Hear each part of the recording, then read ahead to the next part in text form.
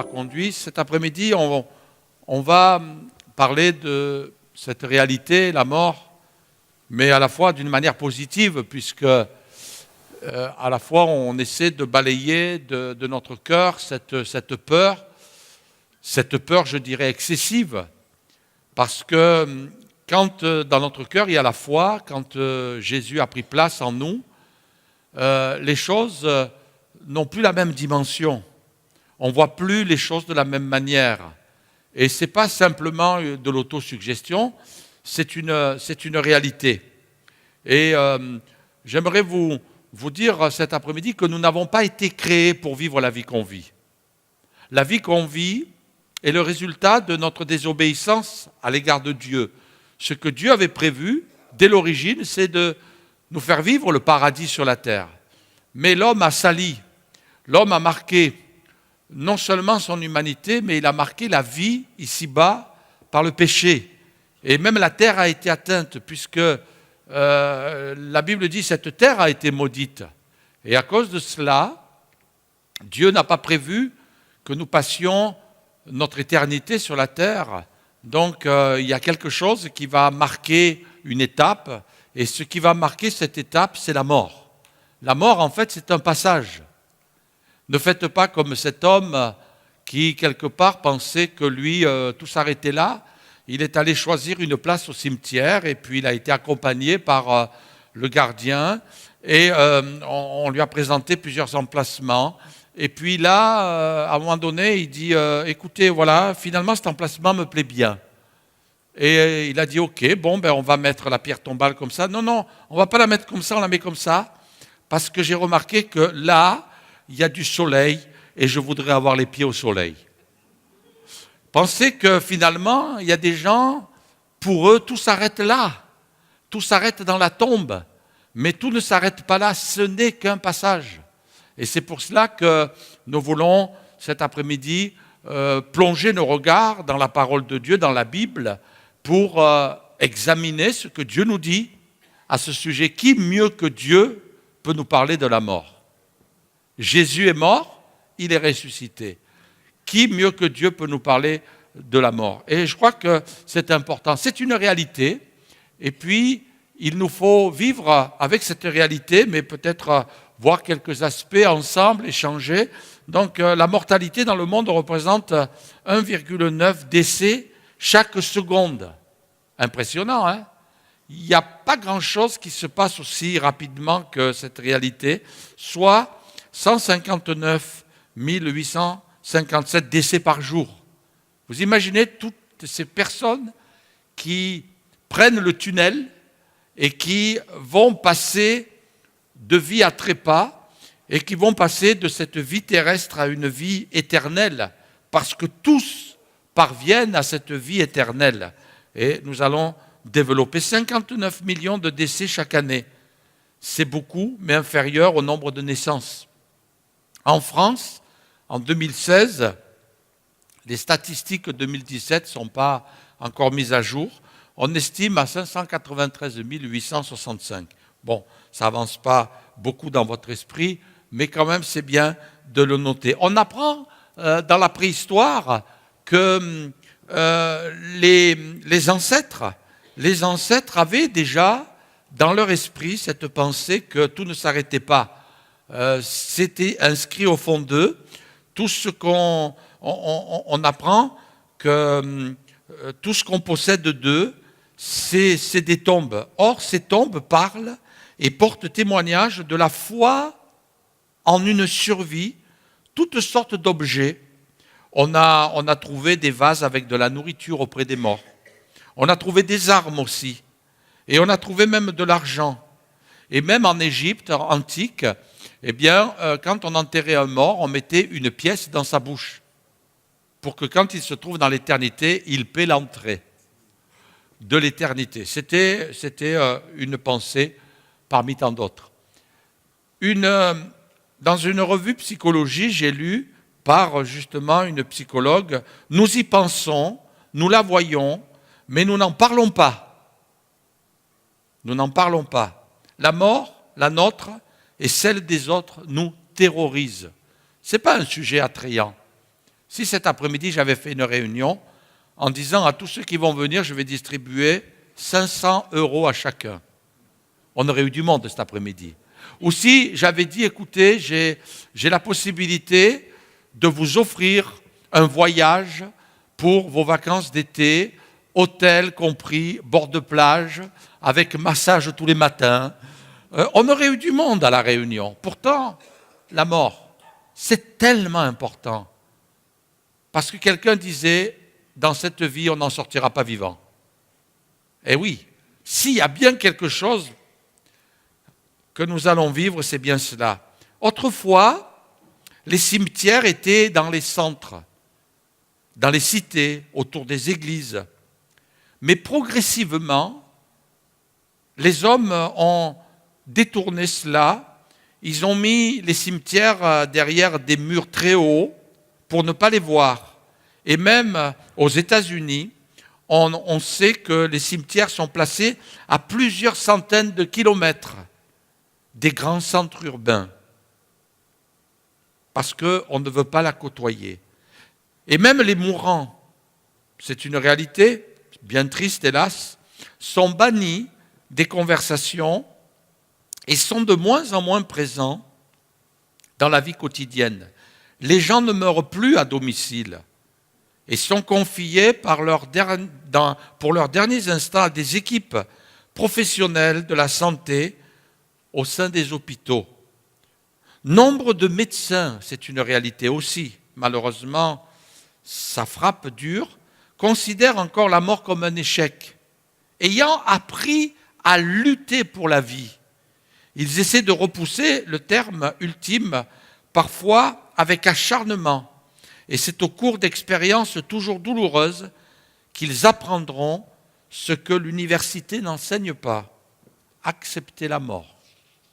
Vous savez que j'en parlais l'autre jour par rapport au phénomène du suicide. Beaucoup de médecins, enfin trop hélas, se suicident parce qu'ils ont enregistré en eux qu'ils étaient tout-puissants, qu'ils avaient été forgés dans leur esprit, on leur avait forgé dans l'esprit qu'il fallait qu'ils se battent pour maintenir la vie. Et pour eux, c'était un échec. Mais la Bible nous présente les choses d'une autre manière. Que nous dit la Bible au sujet de la mort?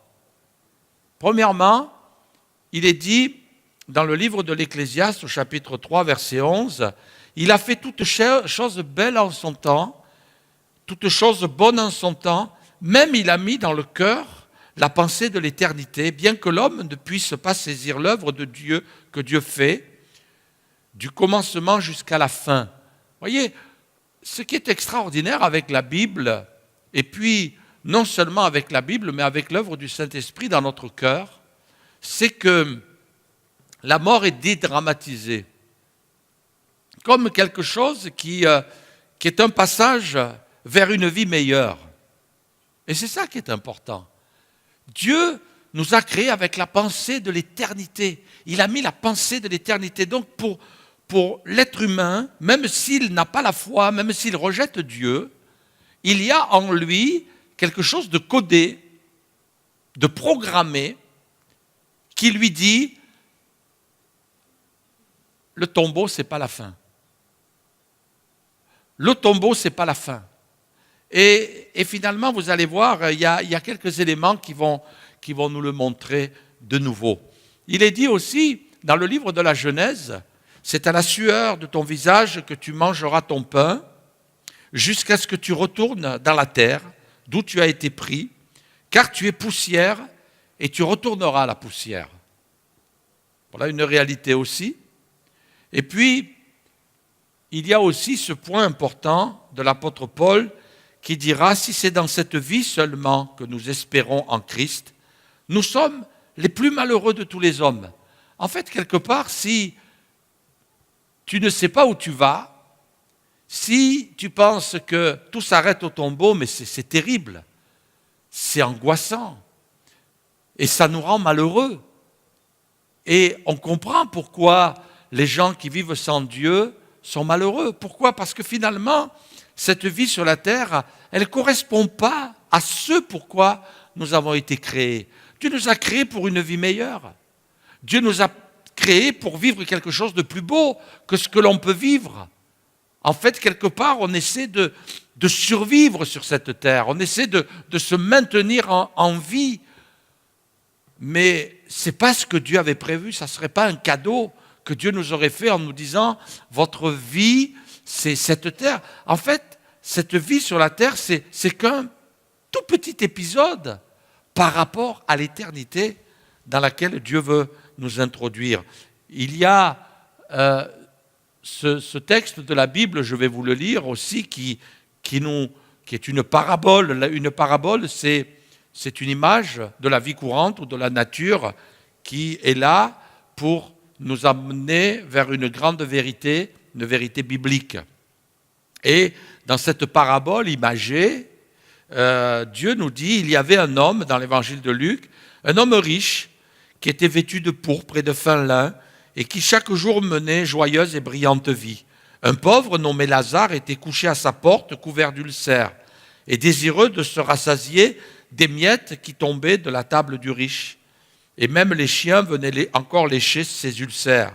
Le pauvre mourut, il fut porté par les anges dans le sein d'Abraham. Le riche mourut aussi et il fut enseveli. On s'aperçoit qu'il y a une différence là. Non pas parce que le riche était riche et que parce qu'on est riche on est perdu, ou parce qu'on est pauvre et malheureux et puis on va au ciel. Non, ce n'est pas ça. Mais c'est pour nous montrer deux contrastes et deux endroits différents dans lesquels l'individu peut être introduit. Dans le séjour des morts, il leva les yeux et tandis qu'il était en proie au tourment, il vit de loin Abraham et Lazare dans son sein. Il s'écria « Père Abraham, aie pitié de moi et envoie Lazare pour qu'il trempe le bout de son doigt dans l'eau et me rafraîchisse la langue, car je souffre cruellement dans cette flamme. » Ça, c'est un endroit de tourment. Abraham répondit « Mon enfant, souviens-toi que tu as reçu tes biens pendant ta vie et que Lazare a eu les maux pendant la sienne. Maintenant, il est ici consolé et toi tu souffres. D'ailleurs, il y a entre nous et vous un grand abîme, afin que ceux qui voudraient passer d'ici vers vous ou de là vers nous ne puissent le faire. » Le riche dit « Je te prie donc, Père Abraham, d'envoyer Lazare dans la maison de mon père, car j'ai 5 frères. C'est pour qu'il leur atteste ces choses, afin qu'ils ne viennent pas aussi ici dans ce lieu de tourment. » Abraham répondit, « Ils ont Moïse et les prophètes qui les écoutent. » Et il dit, « Non, Père Abraham, si quelqu'un des morts va vers eux, ils se repentiront. » Et Abraham lui dit, « S'ils n'écoutent pas Moïse et les prophètes, ils ne se laisseront pas persuader, même si quelqu'un des morts ressuscitait. » Ouais, il y a une réalité, c'est imagé, c'est pour nous faire comprendre que tout le monde ne va pas au même endroit. Et cet après-midi, notre désir, c'est que vous soyez là où Dieu a prévu de vous introduire. Je pense que vous avez peut-être pour certains été interpellés. Les médecins, les scientifiques se penchent là-dessus. Il y a des études qui sont faites de savoir ce qui se passe après la mort. Il y a même quelqu'un, le docteur Moody, qui n'est pas un pasteur, qui est un docteur, a écrit un livre, La vie après la vie, qui a été écrit il y a très longtemps. Ces gens qui ont fait, ils appellent ça un voyage après être cliniquement morts et qui, par procédé de réanimation, ont regagné leur corps. Et ils ont décrit, quelques-uns ont décrit des phénomènes étranges, disant « mais j'étais pas mort ». Et puis, il y a des réflexions là-dessus, sentant que finalement, la vie physique n'est pas tout à fait la même que la vie intérieure de notre âme et de notre esprit. Que nous dit la Bible? Et là, nous avons été un petit peu introduits sur cette réalité. Qu'est-ce qui se passe après la mort? C'est quand même important de le dire. Eh bien, la Bible nous parle d'un temps de jugement. Il est écrit dans l'Épître aux Hébreux, chapitre 9, verset 27, « Comme il est réservé aux hommes de mourir une seule fois, Donc ceux qui croient à la réincarnation, je vais vous décevoir. Je vais vous décevoir. Il est réservé aux hommes de mourir une seule fois. Après quoi vient le jugement. Donc il y a une réalité aussi qui apparaît, c'est que quand nous mourrons, plus rien n'est possible pour notre salut après la mort. Il y a des gens quelquefois, oh, me disent-ils, quand je me trouverai devant Dieu, je vais m'expliquer avec lui. La Bible dit que tout genou fléchira devant lui et toute langue confessera. Après la mort, c'est fini. Et c'est important de le savoir. Jésus est venu sur la terre des hommes. Il a donné sa vie sur la terre. Son sang a été répandu sur la terre. Et c'est sur la terre qu'on règle notre salut. C'est ce que nous enseigne la Bible. Et on a un peu plus de précision avec l'évangile de Jean, où il est écrit « Ceux qui auront fait le bien ressusciteront pour la vie, mais ceux qui auront fait le mal ressusciteront pour le jugement. » C'est une réalité. Le bien et le mal, c'est quoi? Est-ce que ce sont des œuvres? Non, mes amis, c'est bien plus que cela. Les croyants, lorsqu'ils ferment les yeux à cette terre, du moins ceux qui ont donné leur vie à Jésus, parce que le fait de croire n'est pas suffisant, mais ceux qui ont mis leur vie en règle avec Jésus seront sauvés, et ceux qui ne l'ont pas fait, eh bien, seront condamnés pour l'éternité. C'est important de vous faire part aussi de quelques documentations. Je me rappelle, lorsque j'étais à Limoges, j'ai reçu une invitation très agréable des pompes funèbres. Ils ont invité quelques personnes, et puis ils m'ont dit, pasteur, voilà, on va faire une réunion, on aimerait que vous soyez là. Cette réunion va commencer par un moment pour les bons vivants, et après on parlera des morts. Et le moment pour les bons vivants, c'est qu'on vous invite au restaurant. Ah bon, on est obligé d'y aller là. Hein? Et puis on a mangé ensemble, on s'est présenté, on a discuté, puis après on a parlé des morts. Et on a été invité à une réunion.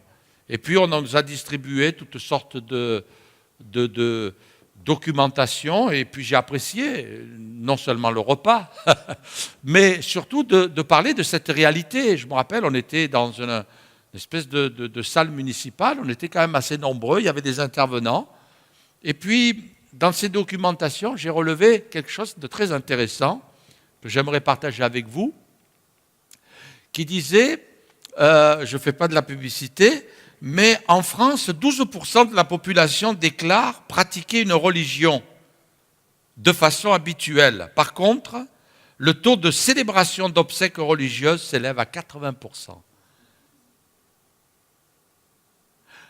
Quelque part, l'être humain, il est quand même assez hypocrite. Hein? Vous ne trouvez pas?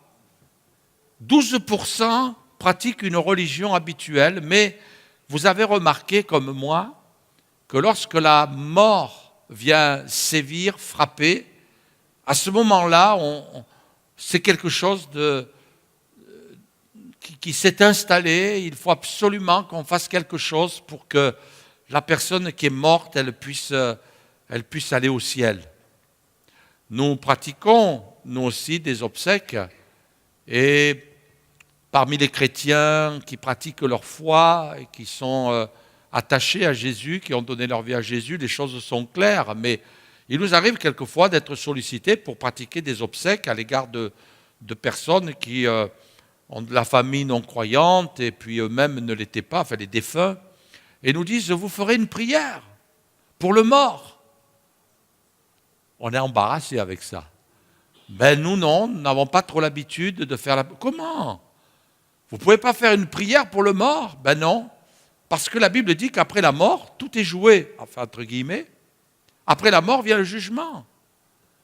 Ça nous sert à quoi? Est-ce que vous pensez que parce que la personne, on va entrer son corps dans une église et qu'on va prier pour elle, elle va obtenir les faveurs de Dieu? Non. Ça serait quand même un petit peu hypocrite sur les bords. Qu'est-ce que vous en pensez? Ça prouverait quelque part que Dieu n'est pas juste. Parce que la personne, elle a vécu sa vie en s'étant détournée des choses de Dieu durant toute son existence. Et puis le jour de sa mort, on fait une prière et puis ça y est, tout est oublié. Ah, ça ne va pas. Il y a une anomalie. Et c'est pour cela que notre salut se règle avant. Il y a certes des gens qui se sont convertis sur leur lit de mort, mais là, si vous pensez procéder de cette manière, ça peut être dangereux, c'est la roulette russe. Parce que la mort peut vous frapper et puis c'est pas certain que vous ayez le temps de régler le problème. Je me rappelle un jour ce pasteur qui nous parlait et qui disait, vous savez, il y a des gens qui, quelquefois, prétendent qu'ils pourront régler leur vie éternelle juste avant de mourir. Et ce pasteur qui nous parlait avait été frappé par un infarctus.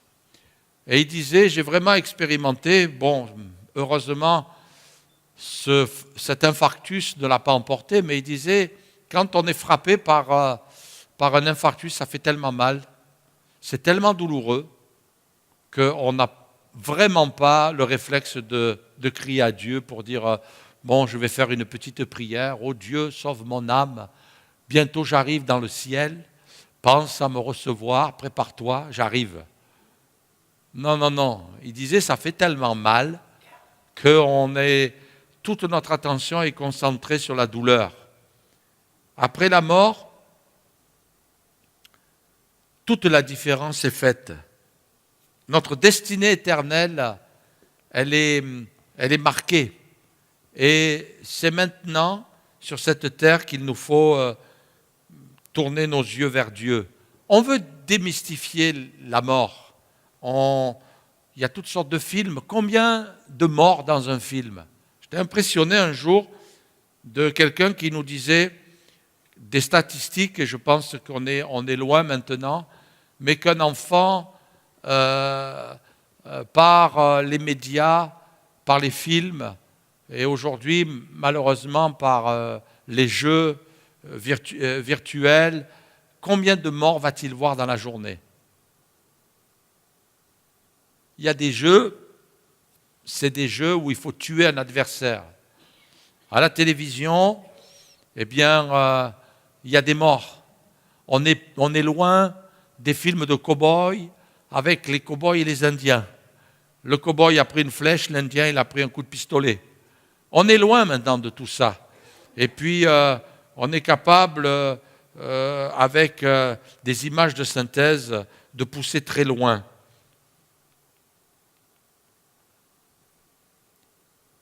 Face à la mort, on éprouve, d'après des chiffres, des statistiques, 47% des gens éprouvent du respect. 34% de la détresse. Pourquoi? Parce qu'il y a beaucoup d'inconscience aussi. 28% de la compassion, 22% de l'angoisse. Et le but aussi, non seulement, c'est de nous inviter à avoir une réflexion sur la réalité de la mort, mais aussi de dissiper, puisque c'est le titre, Vivre sans peur de la mort, de dissiper certaines peurs, certaines craintes. Je ne dis pas qu'on va aller vers l'éternité avec la fleur au fusil, c'est aller vers un inconnu, vers quelque chose de mystérieux, quelque chose d'insaisissable. Il y a la peur de l'inconnu. Et puis, face à la mort, on n'est pas forcément obligé de penser qu'à nous. On peut penser aux êtres chers, quelquefois, qu'on laisse derrière, et se dire, après tout, c'est vrai, je n'ai pas peur de la mort. J'ai entendu cette réflexion. Je voudrais simplement ne pas souffrir. Et puis, je n'ai pas peur de la mort, mais je voudrais que les miens soient à l'abri. Et puis, finalement, on est en face de cette réalité, mais Dieu veut dissiper cette peur excessive de la mort. Et il est dit aussi que dans l'éternité, plus rien ne peut marquer notre vie, sinon une vie dans laquelle on va être introduit, soit une vie de jugement, soit une vie où nous sommes dans la présence même de Dieu. Dans l'Ecclésiaste, il est écrit « Tout ce que ta main trouve à faire avec force, fais-le. Fais-le. Car il n'y a ni œuvre, ni pensée, ni science, ni sagesse dans le séjour des morts où tu vas. » Dieu ne nous a pas masqué la réalité, au contraire. Il nous amène à réfléchir. La Bible, elle est là pour éclairer le chemin, pour nous dire que non seulement il y a le chemin de la vie qui doit être éclairé, mais Dieu nous éclaire aussi le chemin de l'éternité. Et pour nous dire, il faut te préparer. Certains vont angoisser jusqu'à dire, certains se suicident parce qu'ils ont peur de la mort. Et c'est une réalité. Il y a des gens, et j'ai entendu pas mal à ce sujet, des gens qui se trouvent condamnés par la médecine, préfèrent abréger leur souffrance. Ils se disent, mais quel va être ce passage dans l'éternité? Donc je préfère y mettre fin tous les jours, tout de suite, pour pouvoir ne pas vivre dans cette angoisse perpétuelle. Donc il vaut mieux mettre un terme à ma vie. Certains se suicident parce qu'ils ont peur de mourir. La question qu'on pourrait se poser aussi,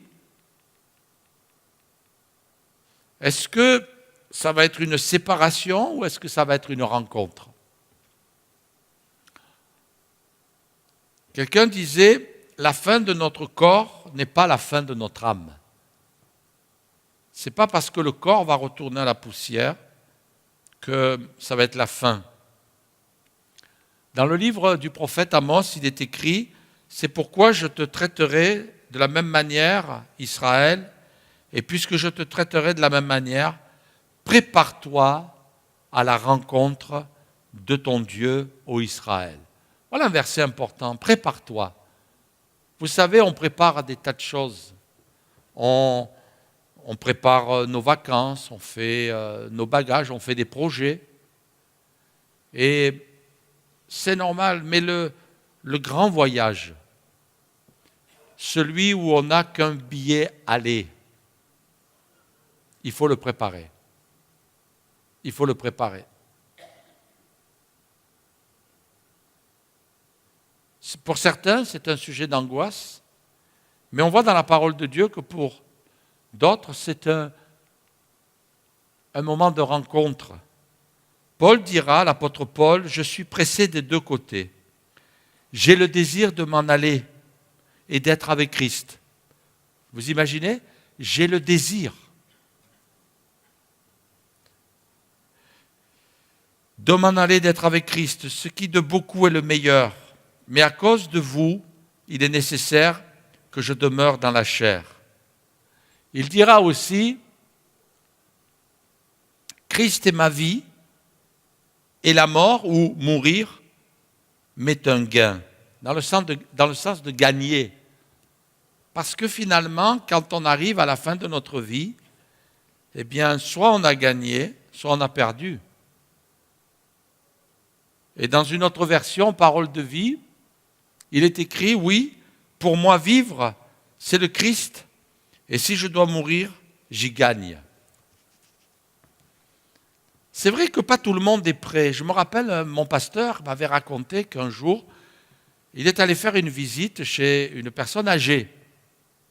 Donc on imagine plus proche de l'éternité qu'un jeune. Et cette mamie, elle était particulière, c'est qu'elle se plaignait toujours. Et quand le pasteur allait la voir, elle disait « je veux mourir, je veux mourir, je veux mourir ». Et puis un jour, le pasteur, lors d'une visite, lui a dit « écoutez, on va régler le problème tout de suite. Fermez vos yeux, je vais prier pour vous, et vous allez voir dans la semaine, vous allez mourir. » Et il a commencé à fermer ses yeux. « Seigneur !» Et tout de suite, elle l'a arrêté. « Non, arrêtez, priez pas. » quelquefois, notre foi, elle est un petit peu bancale. Parce qu'on n'est pas prêt.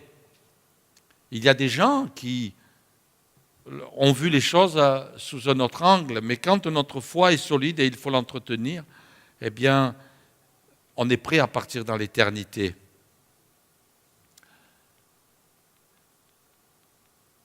Mourir dans l'illusion ou mourir dans la foi.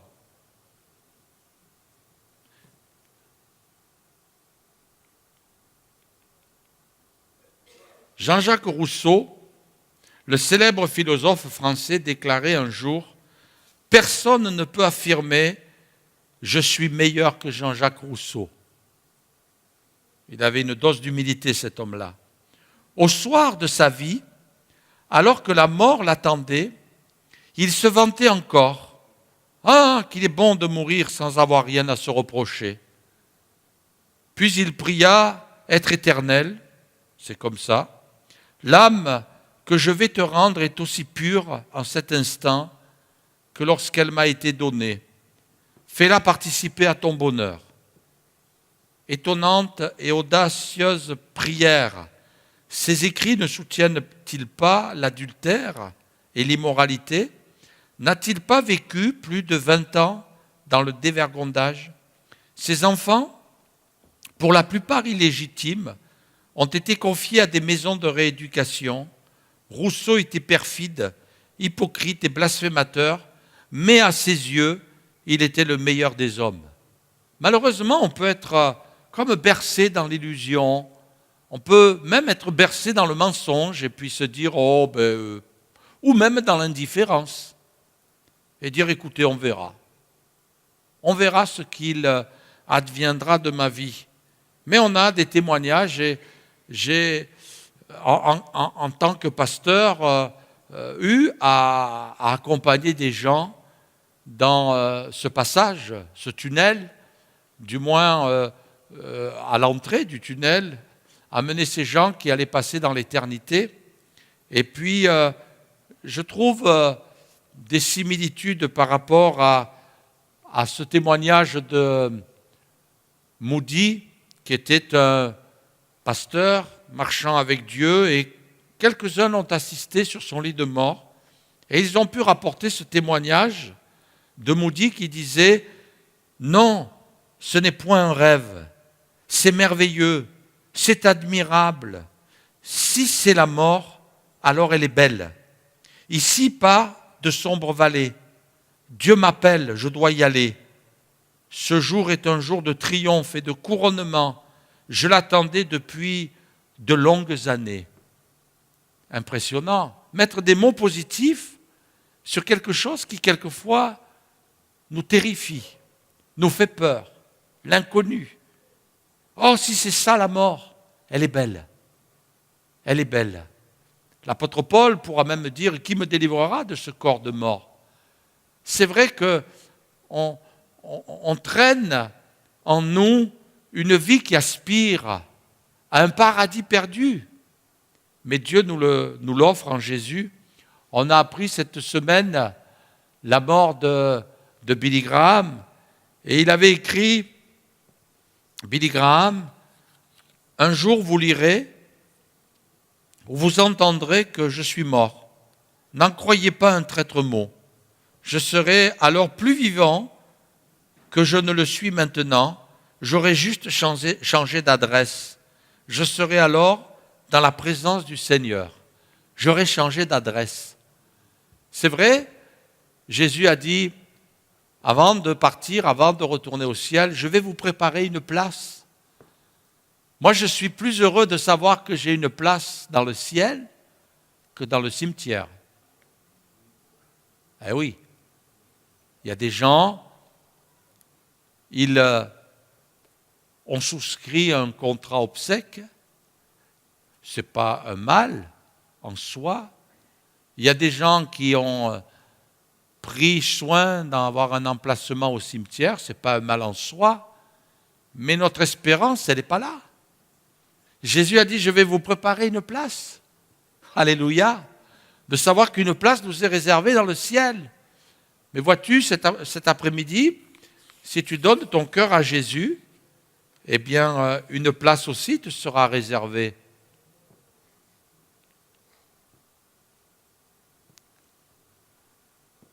Une place te sera réservée.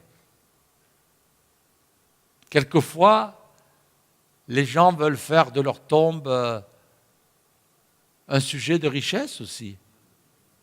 Oui. Mais la Bible nous dit, le dernier ennemi qui sera réduit à l'impuissance, c'est la mort. Si on n'affronte pas cette réalité comme considérant qu'elle n'est pas inscrite dans le plan de Dieu pour nous dire c'est une finalité,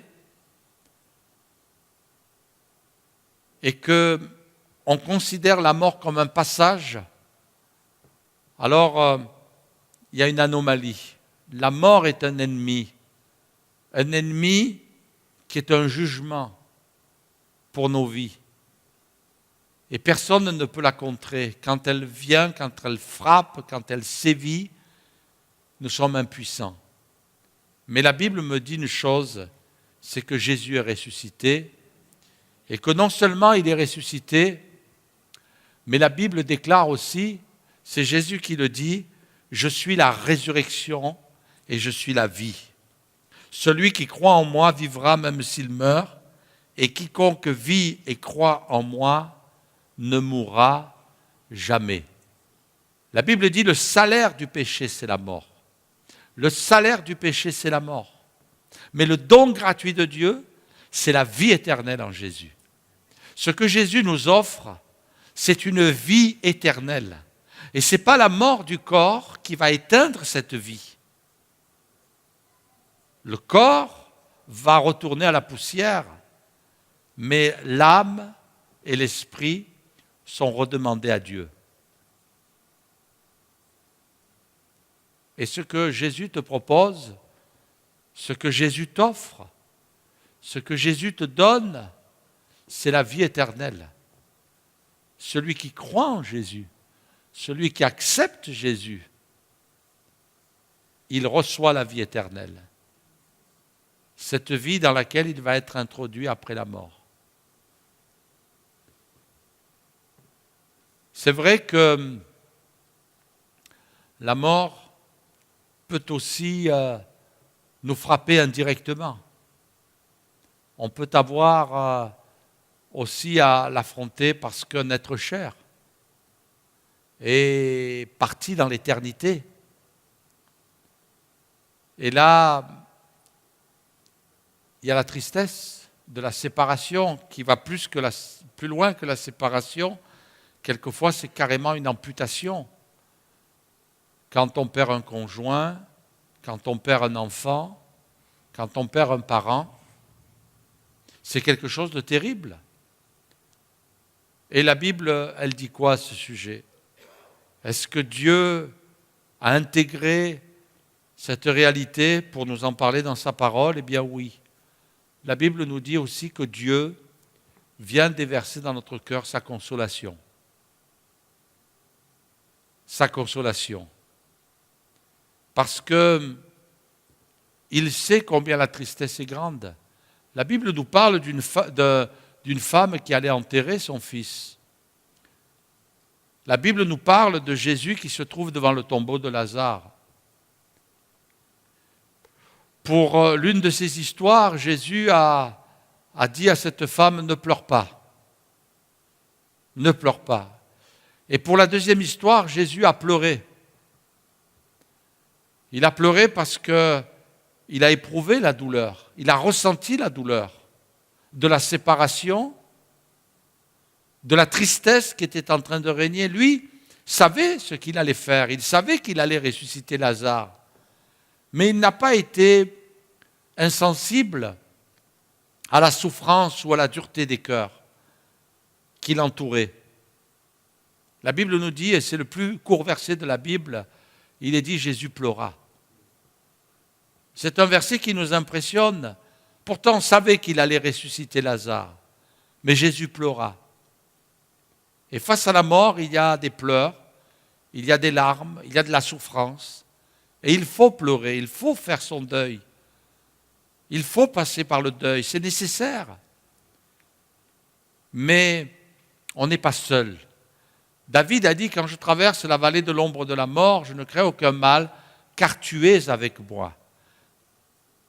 Dieu est avec ceux qui traversent la vallée de la mort. Non seulement ceux qui vont passer, j'ai pris cette image, par le tunnel, mais ceux qui vont abandonner à l'entrée du tunnel un être cher et qui sont frappés par la souffrance, par la douleur. Jésus a dit qu'il était avec nous jusqu'à la fin et qu'il enverrait le consolateur, celui qui vient consoler notre âme, celui qui vient nous aider, nous soutenir dans ce temps de deuil. Et puis, pour ceux qui perdent des êtres chers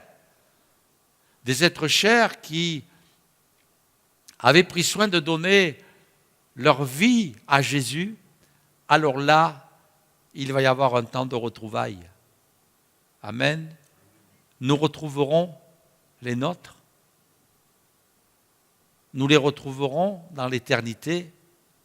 Et ça sera un bon moment. La Bible dit, nous ne voulons pas, frères, que vous soyez dans l'ignorance au sujet de ceux qui sont décédés, comme ceux qui n'ont pas d'espérance. Parce que les morts en Christ vont ressusciter. Et nous les vivants, si Jésus revient avant que nous passions par la mort, eh bien nous irons à la rencontre du Seigneur dans les airs. Certains, on peut le supposer, parce que je ne sais pas si on passera par la mort, si Jésus va revenir avant. La Bible dit que, revenant sur les nuées du ciel, nous serons changés, nous serons transformés et nous irons à la rencontre du Seigneur dans les airs. Certains ne connaîtront pas la mort. Les chanceux. Ils ne connaîtront pas la mort. Et je crois que ce qui est important, c'est que notre pensée n'est pas tournée constamment vers la mort. Mais comme on l'a chanté tout à l'heure, je crois que ce qui est important, c'est de penser à l'éternité. On ne sait pas comment ça va être. Ça va être un endroit merveilleux. Il y avait ce pasteur qui racontait l'histoire du ciel à son fils. Il disait, tu sais, ça va être une belle cité. Les pavés seront des pavés d'or. Et le petit garçon qui a dit à son papa, mais papa, marcher sur des pavés d'or, je vais avoir froid aux pieds. Quelquefois, on raisonne un petit peu comme cela, très terre à terre, mais Jésus est allé nous préparer une place. Et c'est vrai qu'on ne peut pas extrapoler, mais toujours est-il que notre grand Dieu, que le Créateur du ciel et de la terre et des belles choses qui occupent cette terre sur laquelle nous sommes, on ne peut pas imaginer un instant que l'endroit dans lequel il nous appelle à entrer dans l'éternité, dans sa présence, eh bien, ce ne soit pas quelque chose d'encore bien plus magnifique que cette terre. Ça va être fini la douleur, est-il écrit dans la Bible, fini les larmes, fini les peines, fini la maladie. Nous serons dans un corps glorifié. Nous serons à la présence de Dieu. Nous serons en contact permanent avec Dieu. Et ça, c'est quelque chose d'extraordinaire. Mon ami, si tu n'as pas encore fait la paix avec Dieu, fais-le. Ne te laisse pas gagner par toutes sortes d'angoisses, de peur, de désespoir, mais donne ta vie à Jésus. Et si tu donnes ta vie à Jésus, de celui qui est mort, qui a payé ta dette, celui qui a pris sur lui tes péchés, eh bien, tu vas recevoir dans ton cœur plus qu'une certitude. Tu vas recevoir à l'intérieur de toi une dose de vie, la vie de Dieu, la vie éternelle, celle qui ne s'arrête pas après la mort physique. Tu vas recevoir cette certitude, comme le dit la Bible, que tu es passé de la mort à la vie. des ténèbres à son admirable lumière.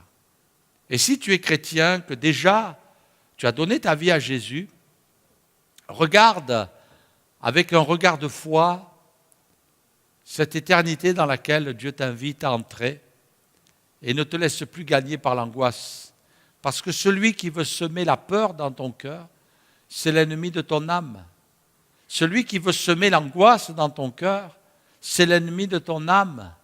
Alors, ne le laisse pas poursuivre son œuvre dans ta vie, mais que tu vives sans la peur de la mort. Et tu peux en être aussi délivré. On va prier pour toi. On va fermer nos yeux quelques instants. On veut demander à Dieu de secourir peut-être cet après-midi. Il y a quelqu'un dans ce lieu qui n'a pas encore fait la paix avec Dieu. J'aimerais prier pour vous, pour que le Seigneur puisse vous sauver, puisse vous pardonner. Je vais inviter les musiciens à venir nous rejoindre et donner ton cœur à Jésus et t'approcher de lui, dire « Seigneur, je remets ma vie.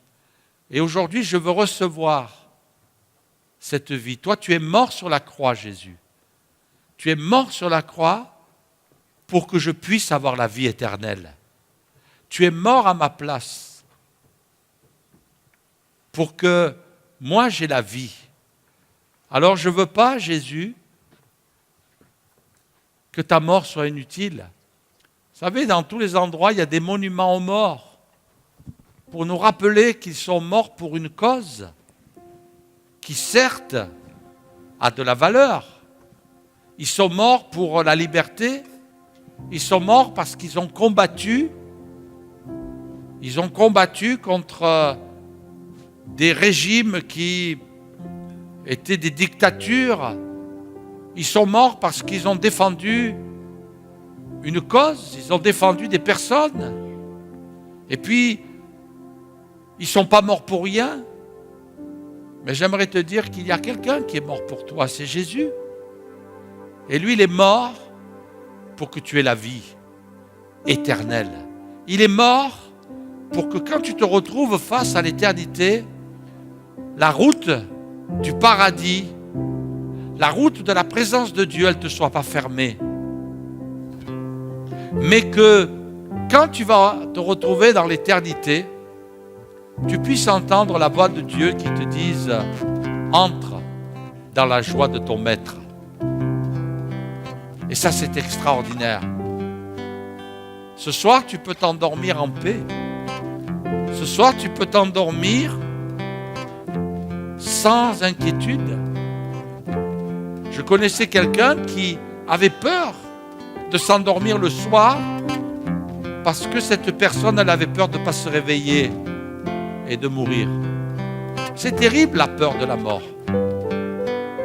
Mais Jésus peut enlever ça de ton cœur aussi. Et je voudrais prier pour ceux qui sont peut-être angoissés, peut-être pour ceux qui sont dans la crainte et qui ont besoin de recevoir la paix de Dieu dans leur cœur.